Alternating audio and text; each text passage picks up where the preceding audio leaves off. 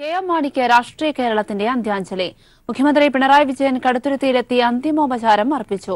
മൃതദേഹം വഹിച്ചുകൊണ്ടുള്ള വിലാപയാത്രയിൽ കോട്ടയത്തേക്ക് നീങ്ങുകയാണ്. കോട്ടയത്ത് തിരുനക്കര മൈതാനത്താവും ആദ്യം പൊതുദർശനത്തിന് വയ്ക്കുക. പിന്നീട് കേരള കോൺഗ്രസ് സംസ്ഥാന കമ്മിറ്റി ഓഫീസിലും പൊതുദർശനത്തിന് വയ്ക്കും. അതിനുശേഷം ജന്മനാടായ പാലായിലേക്ക് കൊണ്ടുപോകും. നാളെ ഉച്ചയ്ക്ക് ശേഷം പാലാ കത്തീഡ്രൽ പള്ളിയിലാണ് സംസ്കാര ചടങ്ങുകൾ നടക്കുക. വിശദാംശങ്ങൾ നൽകാൻ രാജ്കുമാർ ചേരുകയാണ്. രാജ്കുമാർ, വിലാപയാത്ര ഇപ്പോൾ രാജ്കുമാറിലേക്ക് വളരെ പെട്ടെന്ന് എത്തിച്ചേരാമെന്നാണ് പ്രതീക്ഷിക്കുന്നത്. കെ.എം. മാണിക്ക് രാഷ്ട്രീയ കേരളത്തിന്റെ അന്ത്യാഞ്ജലി. മുഖ്യമന്ത്രി പിണറായി വിജയൻ കടുത്തുരുത്തിയിലെത്തി കെ.എം. മാണിക്ക് അന്തിമോപചാരം അർപ്പിച്ചു. മൃതദേഹം വഹിച്ചുകൊണ്ടുള്ള വിലാപയാത്ര കോട്ടയത്തേക്ക് നീങ്ങുകയാണ്. കോട്ടയത്ത് തിരുനക്കര മൈതാനിയിലാവും പൊതുദർശനത്തിന് വയ്ക്കുക. പിന്നീട് കേരള കോൺഗ്രസ് സംസ്ഥാന കമ്മിറ്റി ഓഫീസിലും കെ.എം. മാണിയുടെ ഭൌതിക ശരീരം പൊതുദർശനത്തിന് വയ്ക്കും. അതിനുശേഷമാവും ജന്മനാടായ പാലായിലേക്ക് കൊണ്ടുപോവുക. നാളെ ഉച്ചയ്ക്ക് ശേഷം പാലാ കത്തീഡ്രൽ പള്ളിയിലാണ് സംസ്കാര ചടങ്ങുകൾ നടക്കുക.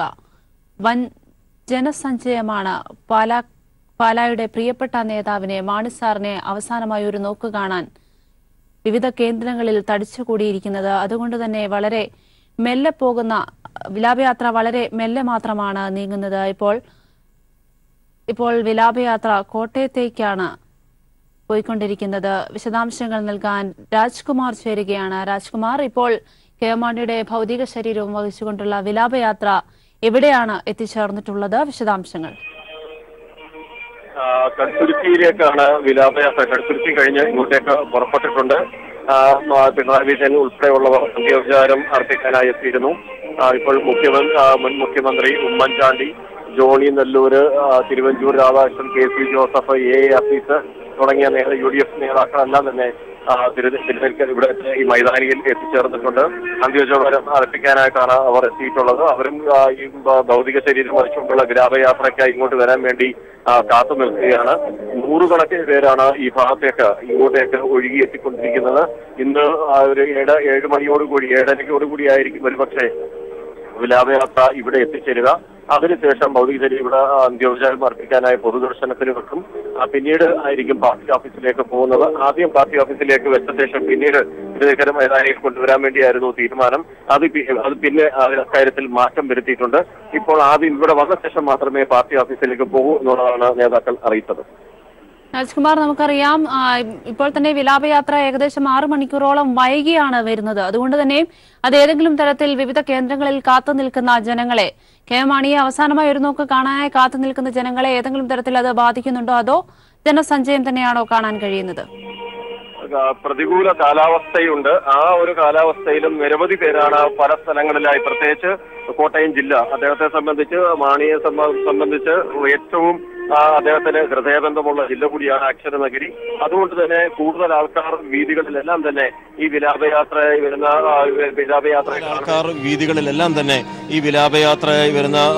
വിലാപയാത്രയെ കാണുന്നതിനും അതുപോലെ ഭൗതിക ശരീരത്തിൽ കെ.എം. മാണിയെ അവസാനമായി ഒരു നോക്ക് കാണുന്നതിന് പലരും വീതികളിൽ കാത്തു നിൽക്കുകയാണ്. അവരെ നിരാശപ്പെടുത്താതെ അവർക്ക് വേണ്ടി പൊതുദർശനത്തിനുള്ള ഒരുക്കങ്ങളെല്ലാം നടത്തിയിട്ടുണ്ട്. വരുന്ന വാഹനങ്ങൾ ഇവർ നിൽക്കുന്ന സ്ഥലങ്ങളിൽ നിർത്തിയിടുകയും അവരൊക്കെ കാണാനും അന്ത്യാഞ്ജലി അർപ്പിക്കുന്നതിനുള്ള സൗകര്യം ചെയ്തു കൊടുക്കുന്നുണ്ട്. അതുകൊണ്ടാണ് കൂടുതൽ സമയം വേണ്ടി വരുന്നത്. നമ്മൾ അപ്രതീക്ഷിതമായിട്ടുള്ള വലിയ ജനക്കൂട്ടങ്ങളാണ് വിവിധ സ്ഥലങ്ങളിൽ കണ്ടുവരുന്നത്. അതുകൊണ്ട് തന്നെ നിലവിൽ സംഘാടകർ തീരുമാനിച്ച സമയക്രമങ്ങൾ മുഴുവനും പാലിക്കാൻ കഴിയാതെ അത് തെറ്റിപ്പോകുന്ന ഒരു സ്ഥിതിയിലാണ് ഇപ്പോൾ ഈ വിലാപയാത്ര കടന്നു വന്നുകൊണ്ടിരിക്കുന്നത്. വ്യക്തമാണ് രാജ്കുമാർ. കെ.എം. മാണിയുടെ ഭൗതിക ശരീരവും വഹിച്ചുകൊണ്ടുള്ള വിലാപയാത്ര കോട്ടയത്തേക്ക് പുറപ്പെട്ടിരിക്കുകയാണ്. റോഡിന്റെ ഇരുവശങ്ങളിലും വൻ ജനസഞ്ചയമാണ് കെ.എം. മാണിയെ അവസാനമായി ഒരു നോക്ക് കാണാനായി കാത്തു നിൽക്കുന്നത്. വിശദാംശങ്ങൾ നൽകിയത് രാജ്കുമാറാണ്. അതേസമയം ബാർക്കോഴ കേസിലെ തുടർ നടപടികൾ ഹൈക്കോടതി അവസാനിപ്പിച്ചു. കേസിലെ ഏകപ്രതിയായി ചേർക്കപ്പെട്ടിരുന്ന കെ.എം. മാണി മരിച്ച സാഹചര്യത്തിൽ കേസ് നിലനിൽക്കില്ലെന്ന് ചൂണ്ടിക്കാട്ടിയാണ് കോടതിയുടെ തീരുമാനം. വി.എസ്. അച്യുതാനന്ദൻ, ബിജു രമേശ് എന്നിവർ നൽകിയ ഹർജികളാണ് കോടതി തീർപ്പാക്കിയത്. കെ.എം. മാണിക്കെതിരായ ബാർക്കോഴ കേസിൽ തുടരന്വേഷണത്തിന് വിചാരണ കോടതി ഉത്തരവിട്ടിരുന്നു. മാണിയെ പ്രോസിക്യൂട്ട് ചെയ്യാൻ സർക്കാർ അനുമതി തേടണമെന്നും ഉത്തരവിൽ വ്യക്തമാക്കിയിരുന്നു. ഇത് ചോദ്യം ചെയ്താണ് വി.എസും ബിജു രമേശും ഹൈക്കോടതിയെ സമീപിച്ചത്. പ്രോസിക്യൂട്ട് ചെയ്യാൻ സർക്കാർ അനുമതി വേണമെന്ന നിയമ ഭേദഗതി വരുന്നതിന് മുൻപുള്ള കേസാണിതെന്നായിരുന്നു ഹർജിക്കാരുടെ വാദം. അതേസമയം കേസ് രാഷ്ട്രീയ പ്രേരിതമാണെന്ന് ചൂണ്ടിക്കാട്ടി കെ.എം. മാണി നൽകിയ ഹർജിയും ഹൈക്കോടതിയുടെ പരിഗണനയിലായിരുന്നു. എന്നാൽ മാണിയുടെ മരണത്തോടെ ഈ ഹർജികളിലെ തുടർ നടപടികളെല്ലാം കോടതി അവസാനിപ്പിക്കുകയായിരുന്നു.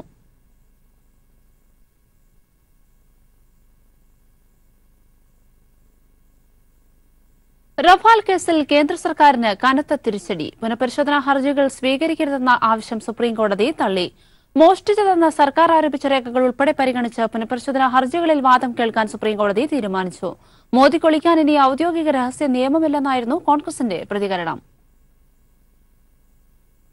കനത്ത തിരിച്ചടി നൽകിക്കൊണ്ടാണ് പുനഃപരിശോധനാ ഹർജികൾ വിശദമായി കേൾക്കാനുള്ള സുപ്രീം കോടതി തീരുമാനം. ഡിസംബർ 14 ശേഷം കരാറുമായി ബന്ധപ്പെട്ട് മാധ്യമങ്ങൾ പുറത്തുവിട്ട രേഖകൾ മോഷ്ടിച്ചതാണെന്നും ഔദ്യോഗിക രഹസ്യ നിയമത്തിന്റെയും രാജ്യസുരക്ഷാ നിയമത്തിന്റെയും പരിധിയിൽ വരുന്നതിനാൽ ഇത് പരിഗണിക്കരുതെന്നുമുള്ള കേന്ദ്ര സർക്കാർ വാദം കോടതി തള്ളി. ഈ രേഖകളും കോടതി പരിശോധിക്കും. ദ ഹിന്ദു പ്രസിദ്ധീകരിച്ച ഇടപാടിലെ മാനദണ്ഡങ്ങൾ ചോദ്യം ചെയ്യുന്ന വിലപേശൽ സംഘത്തിന്റെ റിപ്പോർട്ട്, പ്രധാനമന്ത്രിയുടെ ഓഫീസ് സമാന്തര ചർച്ച നടത്തിയെന്ന ഫയൽ കുറിപ്പ്, കരാറിന് ഫ്രാൻസിന്റെ സോവറിൻ ഗ്യാരണ്ടി ഇല്ലാത്തതും അഴിമതി വിരുദ്ധ വ്യവസ്ഥ ഒഴിവാക്കിയതും വ്യക്തമാക്കുന്ന രേഖകൾ എന്നിവയാണ് കോടതി തെളിവായി പരിഗണിക്കുക. If they had accepted the government's arguments, the review could not be considered. Now it will be considered on merits, and the Chief Justice has very kindly said that he will set a date. പുനഃപരിശോധനാ ഹർജികളിൽ വാദം കേൾക്കുന്നതിന്റെ തീയതി കോടതി പിന്നീട് നിശ്ചയിക്കും. Chief justice Ranjan ഗൊഗോയും justice K M. ജോസഫും വ്യത്യസ്ത വിധിന്യായങ്ങൾ എഴുതിയെങ്കിലും ഒറ്റക്കെട്ടായിരുന്നു തീരുമാനം. ബെഞ്ചിലെ മറ്റൊരംഗമായ ജസ്റ്റിസ് എസ്.കെ. കൌൾ 2 വിധിന്യായങ്ങളോടും യോജിച്ചു. സുപ്രീംകോടതി ഉത്തരവ് പ്രതിപക്ഷ പാർട്ടികൾ സ്വാഗതം ചെയ്തു. മോദിക്ക് ഒളിക്കാൻ ഇനി ഔദ്യോഗിക രഹസ്യ നിയമത്തിന്റെ പരിരക്ഷയില്ലെന്നായിരുന്നു കോൺഗ്രസ് പ്രതികരണം. മോദിജി अपने भ्रष्टाचार के सबूतों को ऑफिशियल सीक्रेट्स एक्ट का हवाला देकर नहीं छिपा सकते और खुद को नहीं बचा सकते. രാജ്യം നാളെ പോളിംഗ് ബൂത്തിലേക്ക് പോകവെയാണ് നിർണായക സുപ്രീംകോടതി ഉത്തരവ്. വിധിയോടെ ബി.ജെ.പി. വീണ്ടും പ്രതിരോധത്തിലായി. ഡിസംബർ 14 സുപ്രീംകോടതി വിധിയുടെ പേരിൽ കരാറിനെ ന്യായീകരിക്കുകയായിരുന്നു നാളിതുവരെ ബി.ജെ.പി. പുതിയ വിധി തെരഞ്ഞെടുപ്പിൽ ബി.ജെ.പിയെ ആക്രമിക്കാനുള്ള മുഖ്യ പ്രചരണായുധമാക്കി പ്രതിപക്ഷം മാറ്റും. Sarath K Sasi, news bureau, Delhi. Lok Sabha തെരഞ്ഞെടുപ്പിന്റെ ആദ്യഘട്ട വോട്ടിംഗ് നാളെ തുടങ്ങാനിരിക്കെ റഫാൽ കേസിലെ ഉത്തരവിൽ ഞെട്ടി ബി.ജെ.പി. മോദി സർക്കാരിന്റെ ഏക പ്രതിരോധ കരാർ അഴിമതിയിൽ മുങ്ങിയതോടെ പ്രസംഗത്തിൽ പോലും ദേശീയത പരാമർശിക്കാൻ കഴിയില്ലെന്ന് എൻ.ഡി.എ നേതാക്കൾ. രാജ്യം കണ്ട ഏറ്റവും വലിയ അഴിമതി സർക്കാരിനെ പുറത്താക്കാനുള്ള അവസരമാണിതെന്ന് CPM general secretary Sitaram Yechury വിധിയോട് പ്രതികരിച്ചു. റഫേൽ കേസിൽ സുപ്രീംകോടതി ക്ലീൻ ചീട്ട് നൽകിയെന്നായിരുന്നു പ്രധാനമന്ത്രി നരേന്ദ്രമോദിയുടെ ഇതുവരെയുള്ള വാദം. റഫേൽ വിമാനമുണ്ടായിരുന്നെങ്കിൽ പാകിസ്ഥാനെതിരായ വ്യോമാക്രമണം ഇതിനേക്കാൾ വലുതാകുമായിരുന്നുവെന്ന് പരാമർശിച്ച് മോദി കരാറിനെ ദേശീയതയുടെ ഭാഗവുമാക്കി. അതിനേറ്റ വൻ തിരിച്ചടിയാണ് സുപ്രീംകോടതി വിധി. ബൊഫേഴ്സ് അഴിമതി രാജീവ് ഗാന്ധിയെ അധികാരത്തിൽ നിന്ന് പുറത്താക്കിയതുപോലെ റഫേൽ അഴിമതി മോദിയെ അധികാരഭ്രഷ്ടനാക്കുമോ എന്ന സംശയത്തിലാണ് ബി.ജെ.പിയും എൻ.ഡി.എ നേതാക്കളും. ആദ്യഘട്ട വോട്ടിംഗിന് മുന്നോടിയായുള്ള നിശബ്ദ ദിനമാണിന്ന്. വോട്ടർമാർക്ക് മുന്നിൽ പ്രതിരോധത്തിനുള്ള സമയം പോലും ബി.ജെ.പിക്കില്ല. അതുകൊണ്ട് തന്നെ സുപ്രീം കോടതി ഉത്തരവ് ബി.ജെ.പി. കേന്ദ്ര നേതൃത്വത്തെ ഞെട്ടിച്ചു. സംയുക്ത പാർലമെന്ററി സമിതി അന്വേഷണത്തെ എതിർത്തും സുപ്രീം കോടതിയിൽ കളവ് പറഞ്ഞും അവസാന നിമിഷം വരെ രക്ഷപ്പെടാനുള്ള ശ്രമങ്ങളെല്ലാം നരേന്ദ്രമോദി സർക്കാർ നോക്കി. അഴിമതിയുടെ തെളിവുകൾ ഓരോന്നായി പുറത്തു വന്നുവെന്ന് ചൂണ്ടിക്കാട്ടിയ സീതാറാം യെച്ചൂരി കേസിനെ തെരഞ്ഞെടുപ്പുമായി ബന്ധപ്പെടുത്തി ആദ്യ വിമർശനം ഉന്നയിച്ചു കഴിഞ്ഞു. അഴിമതി സർക്കാരിനെ വലിച്ചെറിയാനുള്ള അവസരമാണിതെന്ന് അദ്ദേഹം ട്വീറ്റ് ചെയ്തു. നരേന്ദ്രമോദി നേരിട്ട് നടത്തിയ ഇടപാടായതുകൊണ്ട് തന്നെ പ്രതിരോധ മന്ത്രിമാരും മറ്റു കേന്ദ്രമന്ത്രിമാരും ഇതുവരെ കരാറിനെ ന്യായീകരിക്കുകയായിരുന്നു. പക്ഷേ സുപ്രീം കോടതിയിൽ നടന്ന വാദം ശരിയല്ലെന്ന് അവരും ചൂണ്ടിക്കാട്ടുന്നു. റഫേൽ കരാറിനെ കുറിച്ചുള്ള ഫയലുകളെ മോഷണം മുതലാക്കി നടത്തിയ പ്രഥമ വാദം തന്നെ സുപ്രീം കോടതി തള്ളി. അടുത്തുവരുന്ന സർക്കാർ എൻ.ഡി.എ അല്ലെങ്കിൽ റഫേൽ കേസ് ബി.ജെ.പിക്കെതിരായ കുരുക്കാകുമെന്നും അവർ തുറന്ന് സമ്മതിക്കുന്നു. മെയ് 19 വരെയുള്ള 7 ഘട്ടങ്ങളിലും റഫേൽ വോട്ടർമാരെ സ്വാധീനിക്കുന്ന വിഷയമായി ഉയർന്നു കഴിഞ്ഞു. News bureau, Delhi. കെ.എം. മാണിക്ക് രാഷ്ട്രീയ കേരളത്തിന്റെ അന്ത്യാഞ്ജലി. മുഖ്യമന്ത്രി പിണറായി വിജയൻ കടുത്തുരുത്തിയിലെത്തി അന്തിമോപചാരം അർപ്പിച്ചു. മൃതദേഹം വഹിച്ചുകൊണ്ടുള്ള വിലാപയാത്ര കോട്ടയത്തേക്ക് നീങ്ങുകയാണ്. കോട്ടയത്ത് തിരുനക്കര മൈതാനത്താവും ആദ്യം പൊതുദർശനത്തിന് വയ്ക്കുക. ഇപ്പോൾ മുഖ്യമന്ത്രി പിണറായി വിജയൻ അന്തിമോപചാരം അർപ്പിക്കുന്ന ദൃശ്യങ്ങളിലേക്ക്.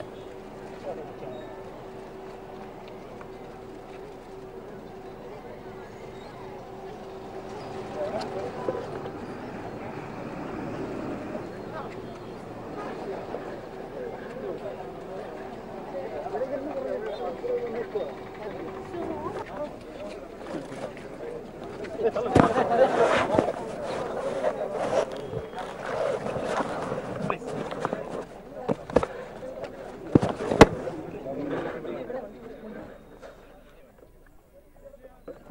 മുഖ്യമന്ത്രി പിണറായി വിജയൻ കെ.എം. മാണിക്ക് അന്തിമോപചാരം അർപ്പിച്ച മടങ്ങുന്നതിന്റെ ദൃശ്യങ്ങളാണ് കണ്ടത്. കോട്ടയത്ത് തിരുനക്കര മൈതാനത്താവും ഇനി പൊതുദർശനത്തിന് വയ്ക്കുക. പിന്നീട് കേരള കോൺഗ്രസ് സംസ്ഥാന കമ്മിറ്റി ഓഫീസിലും മൃതദേഹം പൊതുദർശനത്തിന് വയ്ക്കും. അതിനുശേഷം ജന്മനാടായ പാലായിലേക്ക് കൊണ്ടുപോകും. വിശദാംശങ്ങൾ നൽകാൻ സാലി മുഹമ്മദ് ചേരുകയാണ്. സാലി, എല്ലാവിധ സമയക്രമങ്ങളും തെറ്റിച്ചുകൊണ്ടുള്ള ഒരു വിലാപയാത്ര മെല്ലെയാണ് നീങ്ങുന്നത്. ഇപ്പോൾ വിലാപയാത്ര എവിടം വരെ എത്തി നിൽക്കുന്നു? വിശദാംശങ്ങൾ. എല്ലാ കണക്കുകൂട്ടലുകളെയും തെറ്റിച്ചുകൊണ്ട് വളരെ വൈകി തന്നെയാണ്, ഏറെ സമയമെടുത്താണ് വിലാപയാത്ര കടന്നുപോയിക്കൊണ്ടിരിക്കുന്നത്. ഏതാണ്ട് 10 മണിയോടുകൂടി എറണാകുളത്ത് ലേക്ക് ഷോർ ആശുപത്രി കവാടത്തിൽ നിന്നും മൃതദേഹം വഹിച്ചുകൊണ്ടുള്ള വിലാപയാത്ര പുറപ്പെട്ടിരുന്നു. പക്ഷേ 12:30യോടുകൂടി കോട്ടയത്ത് എത്തുന്നതിനായിരുന്നു തീരുമാനം. ഇപ്പോൾ പാതി ദൂരം പോലും ഇനിയും പിന്നിട്ടിട്ടില്ല. അതായത് 6:15 മണിയായിരിക്കുന്നു. പാതി ദൂരം പോലും പിന്നിട്ടിട്ടില്ല. അതിന് കാരണം വഴിയോരങ്ങളിൽ തിങ്ങി നിൽക്കുന്ന വലിയ ജനക്കൂട്ടം തന്നെയാണ്. എല്ലാവരും മുൻ മന്ത്രി കെ.എം. മാണിയുടെ മൃതദേഹം അവസാനമായി കാണുന്നതിനും അദ്ദേഹത്തിന് പ്രിയ നേതാവിന് അന്ത്യാഞ്ജലി അർപ്പിക്കുന്നതിനുമായി എല്ലാ കേന്ദ്രങ്ങളിലേക്കും ഒഴുകിയെത്തിക്കൊണ്ടിരിക്കുകയാണ്. വലിയ വികാരവായ്പോടെയുള്ള യാത്രയത്താണ് കേരളീയ പൊതുസമൂഹം മുതിർന്ന നേതാവിന് നൽകുന്നത് എന്ന കാര്യത്തിൽ തർക്കമില്ല. ഏതായാലും മുൻ നിശ്ചയിച്ചിരുന്നത് മുഖ്യമന്ത്രി പിണറായി വിജയൻ കോട്ടയം തിരുനക്കര മൈതാനിയിലെത്തി മുൻ മന്ത്രി കെ.എം. മാണിക്ക് അന്ത്യോപചാരം അർപ്പിക്കുക എന്നുള്ളതായിരുന്നു. പക്ഷേ ഇത്ര വൈകി ഈ വിലാപയാത്ര കടന്നുപോയിക്കൊണ്ടിരിക്കുന്ന സാഹചര്യത്തിൽ ഈ പരിപാടിയിൽ നേരിയ മാറ്റം വരുത്തി കോട്ടയം എത്തുന്നതിന് മുമ്പ് കടുത്തുരുത്തിക്ക് മുമ്പുള്ള ആപ്പാഞ്ചിറ എന്ന സ്ഥലത്ത് വെച്ച് മുഖ്യമന്ത്രി വിലാപയാത്രയെ വരുന്ന വാഹനത്തിൽ കയറി മുൻമന്ത്രി കെ.എം. മാണിക്ക് അന്ത്യാഞ്ജലി അർപ്പിച്ചു. അദ്ദേഹം അല്പസമയം ആ വാഹനത്തിനുള്ളിൽ ചിലവിടുകയും ചെയ്തു. മുൻ അന്തരിച്ച നേതാവ് കെ.എം. മാണിയുടെ മകൻ ജോസ് കെ. മാണി അദ്ദേഹം ആശ്വസിപ്പിച്ചു. ഒപ്പം വാഹനത്തിലുണ്ടായിരുന്ന കേരള കോൺഗ്രസിന്റെ UDF നേതാക്കൾക്കും അദ്ദേഹം ആശ്വസിപ്പിച്ചു. അതിനുശേഷമാണ് അദ്ദേഹം ഇവിടുന്ന് പുറപ്പെടുകയും ചെയ്തു. ഇപ്പോൾ ഈ വിലാപയാത്ര ആപ്പാഞ്ചിറയിൽ നിന്ന് കടുത്തുരുത്തി ജംഗ്ഷനിൽ എത്തിയിട്ടുണ്ട്. കടുത്തുരുത്തി ജംഗ്ഷനിൽ പ്രമുഖരായ ഒട്ടേറെ പേർ എത്തിയിട്ടുണ്ട്. മുതിർന്ന കമ്മ്യൂണിസ്റ്റ് നേതാവ് V.S. അച്യുതാനന്ദൻ മുൻമന്ത്രി കെ.എം. മാണിക്ക് ഇപ്പോൾ അന്ത്യാഞ്ജലി അർപ്പിച്ചുകൊണ്ടിരിക്കുകയാണ്. ഒപ്പം തന്നെ മുതിർന്ന ഒട്ടേറെ നേതാക്കൾ വേറെയുമുണ്ട്. മന്ത്രിമാരായ A.K. ശശീന്ദ്രൻ, റവന്യൂ മന്ത്രി ചന്ദ്രശേഖരൻ, രാമേന്ദ്രൻ കടന്നപ്പള്ളി തുടങ്ങി മന്ത്രിമാർ, ഒപ്പം speaker P. Sreeramakrishnan, P.K. Babu, Muslim League നേതാവ് M.V. സയൻസ് കുമാർ തുടങ്ങി ഒട്ടേറെ നേതാക്കൾ ഇവിടെ കടുത്തുരുത്തിയിൽ ആണ് എത്തിയിരിക്കുന്നത്. എല്ലാവർക്കും അന്ത്യാഞ്ജലി അർപ്പിക്കുന്നതിനുള്ള സൗകര്യത്തിനായി ഈ മൃതദേഹം വഹിക്കുന്ന വാഹനം, പ്രത്യേകം സജ്ജീകരിച്ചിരിക്കുന്ന വാഹനം അതിനുവേണ്ടി ഇവിടെ ഒതുക്കി നിർത്തിയിരിക്കുകയാണ്. ഇവിടെ നാട്ടുകാരായ ഒട്ടേറെ ആളുകൾ എത്തിയിട്ടുണ്ട്. ആയിരക്കണക്കിന് ആളുകൾ ഈ കടുത്തുരുത്തിയിൽ ഇന്ന് ഉച്ച മുതൽ കാത്തു നിൽക്കുകയാണ്. അവർക്കൊപ്പം തന്നെ ഈ നേതാക്കളും മണിക്കൂറുകളായി കാത്തു നിൽക്കുന്നുണ്ട്. മന്ത്രിമാരായ രാമേന്ദ്രൻ കടന്നപ്പള്ളി, A.K. ശശീന്ദ്രൻ, മന്ത്രി ചന്ദ്രശേഖരൻ തുടങ്ങിയവരും V.S. അച്യുതാനന്ദൻ ഉൾപ്പെടെയുള്ള മുതിർന്ന നേതാക്കളും ഒക്കെ ഇവിടെ കടുത്തുരുത്തിയിലാണ് ഇപ്പോഴുള്ളത്. അതുകൊണ്ട് തന്നെ അല്പനേരം ഈ കടുത്തുരുത്തിയിൽ വിലാപയാത്ര ഉണ്ടാകും. അതിനുശേഷം മാത്രമേ ഇവിടുന്ന് പുറപ്പെടുകയുള്ളൂ എന്നാണ് മനസ്സിലാക്കുന്നത്. ഇനിയും ഇവിടെ എത്തിയിരിക്കുന്ന പകുതിയോളം ആളുകൾക്ക് പോലും വാഹനത്തിൽ കടന്നോ വാഹനത്തിന് പുറത്തു നിന്നോ നേതാവിന്റെ മൃതദേഹം അവസാനമായി ഒന്ന് കണ്ട് അന്ത്യാഞ്ജലി അർപ്പിക്കാൻ കഴിയുന്നില്ല. അത്രമേൽ തിരക്കാണ് ഇവിടെ അനുഭവപ്പെട്ടുകൊണ്ടിരിക്കുന്നത്. രാവിലെ മുതൽ ഇതാണ് സ്ഥിതി. രാവിലെ ലേക്ക് ഷോർ ആശുപത്രിയുടെ മുറ്റത്ത് നിന്നും ഈ വിലാപയാത്ര ആരംഭിച്ചത് മുതൽ ഓരോ പ്രദേശത്തൂടെ കടന്നു വരുമ്പോഴും വലിയ തോതിൽ ആൾക്കൂട്ടം പ്രിയ നേതാവിനെ അവസാനമായി ഒരു നോക്ക് കാണുന്നതിനായി തെരുവോരങ്ങളിൽ തടിച്ചുകൂടുന്ന കാഴ്ച തന്നെയാണ് കണ്ടത്. അതുകൊണ്ട് തന്നെയാണ് ഇത്രമേൽ വൈകിയത്. തൃപ്പൂണിത്തറ, പൂത്തോട്ട, വൈക്കം പിന്നിട്ട് തലയോലപ്പുറം പിന്നിട്ട് ഇപ്പോൾ കടുത്തുരുത്തിയിലെത്തിയിരിക്കുന്നു. കോട്ടയത്ത് എത്തേണ്ടതുണ്ട്. ഏതാണ്ട് പാതി ദൂരം മാത്രമാണ് പിന്നിട്ടിരിക്കുന്നത്. ഇപ്പോൾ നിശ്ചയിച്ച സമയത്തിലും 7 മണിക്കൂർ വൈകി വിലാപയാത്ര ഇവിടെ എത്തുമ്പോൾ അതിനർത്ഥം ഇന്ന് 10 മണിക്കോ 11 മണിയോടുകൂടി മാത്രമേ കോട്ടയത്ത് ഈ വിലാപയാത്ര എത്തൂ എന്നുള്ളത് വ്യക്തമാണ്. മറ്റൊരു പ്രധാനപ്പെട്ട കാര്യം, ഇപ്പോൾ കടന്നുപോയിക്കൊണ്ടിരിക്കുന്നതും ഇനി കോട്ടയം വരെ എത്തുന്നതിന് ഇടയ്ക്കുള്ള ദൂരം എന്ന് പറയുന്നത് കേരള കോൺഗ്രസിനും UDF-നും ഒക്കെ വലിയ ശക്തിയുള്ള കെ.എം. മാണിയെ വ്യക്തിപരമായി അറിയുന്ന ആളുകൾ ഏറെയുള്ള, കെ.എം. മാണിയുമായി വ്യക്തിപരമായ സ്നേഹവായ്പ ഏറെ അനുഭവിച്ചിട്ടുള്ള ജനങ്ങൾ തിങ്ങി പാർക്കുന്ന പ്രദേശമാണ്. അതുകൊണ്ട് തന്നെ വലിയ ജനക്കൂട്ടം ഇനിയുള്ള ഇടങ്ങളിൽ എല്ലാം ഉണ്ടാകും എന്ന കാര്യത്തിൽ തർക്കമില്ല. കക്ഷി രാഷ്ട്രീയത്തിന് അപ്പുറം വ്യക്തിബന്ധങ്ങൾ സൂക്ഷിച്ച ഒരു നേതാവായിരുന്നു കെ.എം. മാണി എന്ന ഈ വിലാപയാത്ര കാണുമ്പോൾ നമുക്ക് മനസ്സിലാകും. ഏതെങ്കിലും രാഷ്ട്രീയ ചായ്വിന്റെ അടിസ്ഥാനത്തിൽ മാത്രമല്ല, എല്ലാത്തരം രാഷ്ട്രീയം മനസ്സിൽ സൂക്ഷിക്കുന്ന ആളുകളും പ്രിയ നേതാവിന്റെ വേർപാട് വേദനയോടുകൂടി തന്നെ ഇവിടെ എത്തിയിരിക്കുന്നു. അന്ത്യാഞ്ജലി അർപ്പിച്ചുകൊണ്ട് കടന്നുപോകുന്നു തുടങ്ങിയ കാഴ്ചകളാണ് കണ്ടുകൊണ്ടിരിക്കുന്നത്. അങ്ങേയറ്റം വികാരനിർഭരമായ ആ കാഴ്ചകളാണ് എങ്ങും കാണുന്നത്. അതുകൊണ്ട് തന്നെ ഏറെ വൈകിയാണ് വിലാപയാത്ര കടന്നുപോയിക്കൊണ്ടിരിക്കുന്നത്. മന്ത്രിമാരടക്കമുള്ളവർ, മുഖ്യമന്ത്രിയും മന്ത്രിമാരും അടക്കമുള്ളവരും VS അച്യുതാനന്ദൻ അടക്കമുള്ള നേതാക്കളും സ്പീക്കർ ശ്രീരാമകൃഷ്ണൻ ഉൾപ്പെടെയുള്ളവർ കോട്ടയത്ത് അന്ത്യാഞ്ജലി അർപ്പിക്കാൻ എത്തും എന്നാണ് മുൻ നിശ്ചയിച്ചിരുന്നത്. പക്ഷേ ഞാൻ നേരത്തെ സൂചിപ്പിച്ചതുപോലെ നിശ്ചയിച്ച സമയത്തിനും ഏറെ വൈകി കടന്നു വരുന്നു എന്നുള്ളത് കൊണ്ട് തന്നെ രാത്രി ഒരു 10-11 മണിയാകും ഈ പറയുന്ന നിശ്ചിത കോട്ടയം നഗരത്തിൽ എത്തിച്ചേരാൻ എന്നുള്ളത് കൊണ്ട് തന്നെ നേരത്തെ കടുത്തുരുത്തിക്ക് അടുത്തുള്ള കടുത്തുരുത്തിക്ക് അടുത്തുള്ള ഒരു കേന്ദ്രത്തിൽ വെച്ച് ആപ്പാഞ്ചിറയിൽ വെച്ച് പിണറായി വിജയൻ അന്ത്യാഞ്ജലി അർപ്പിച്ചു. ഇപ്പോൾ കടുത്തുരുത്തി ടൗണിലാണ് വിലാപയാത്ര എത്തിയിട്ടുള്ളത്. അവിടെ മന്ത്രിമാരും VS അടക്കമുള്ള നേതാക്കളും അന്ത്യാഞ്ജലി അർപ്പിച്ചുകൊണ്ടിരിക്കുകയാണ്. അല്പസമയത്തിനകം തന്നെ ഇവിടുന്ന് പുറപ്പെടും. അതിനുശേഷം ഏറ്റുമാനൂർ വഴി കോട്ടയത്താണ് എത്തുക. ആദ്യം തീരുമാനിച്ചിരുന്നത് കോട്ടയത്ത് പാർട്ടി ഓഫീസിൽ അരമണിക്കൂർ പൊതുദർശനമായിരുന്നു. അത് 12 മുതൽ 12:30 വരെയായിരുന്നു. ഇപ്പോൾ വൈകിയ പശ്ചാത്തലത്തിൽ പാർട്ടി ഓഫീസിലെ പൊതുദർശനം മാറ്റിവെച്ചിട്ടുണ്ട്. പകരം ആദ്യം രണ്ടാമത് നിശ്ചയിച്ചിരുന്ന തിരുനക്കര മൈതാനിയിലെ കേന്ദ്രത്തിലായിരിക്കും പൊതുദർശനം ക്രമീകരിക്കുക. തിരുനക്കര മൈതാനിയിൽ ഒട്ടേറെ പേർ തടിച്ചുകൂടിയിട്ടുണ്ട്. അവർ ഇന്ന് രാവിലെ മുതൽ തിരുനക്കര മൈതാനിയിൽ കാത്തിരിക്കുകയാണ് പ്രിയ നേതാവിനെ.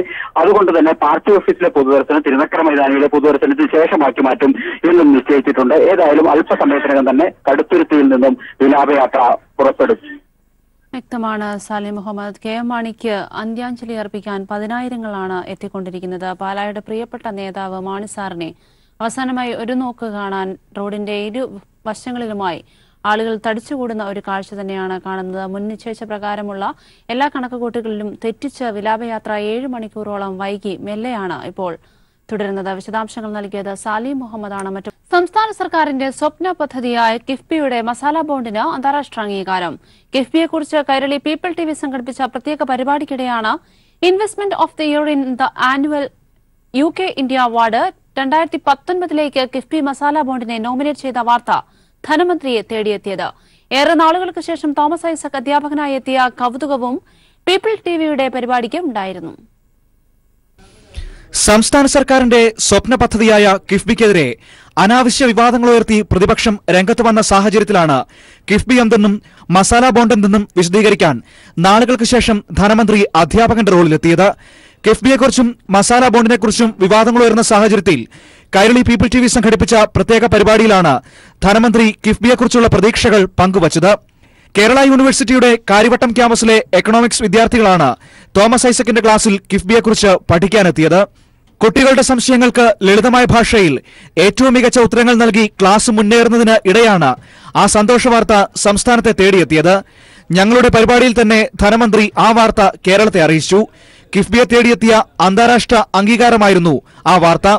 Investment of the year in the annual UK India award 2019 കിഫ്ബിയെ നോമിനേറ്റ് ചെയ്ത വാർത്തയാണ് പീപ്പിൾ TVയുടെ പരിപാടിക്കിടെ ധനമന്ത്രിയെ തേടിയെത്തിയത്.